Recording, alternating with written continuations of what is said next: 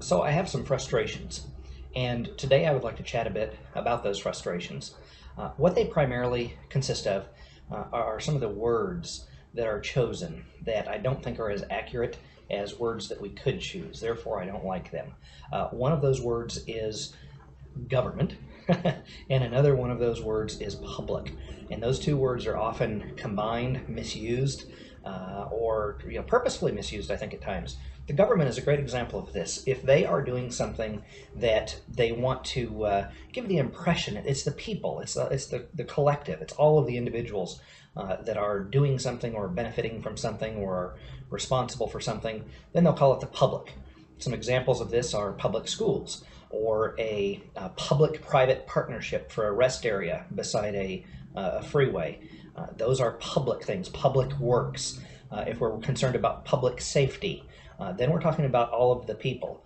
Parks, or national parks, Bureau of Land Management, those are spaces for the public. Those are public lands. In fact, if something is owned by a particular organization, then it would be most accurate to look at what kind of organization that is and call it just that. For example, not just owned but managed as well. If a piece of land is owned and managed by Bill Johnson, then that's Bill Johnson's property. He's a private person, so we would call that private property.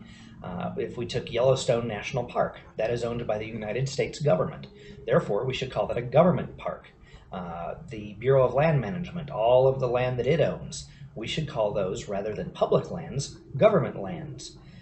Schools, the open spaces like that, the rest area, the money is not from individuals that paid for that, or the authority and the management of the project.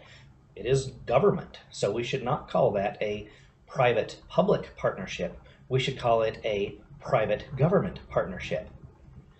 Even though it's just a small word, it's important that those of us that are interested in truth and in liberty, in intellectual honesty, make sure that we use words properly and correctly.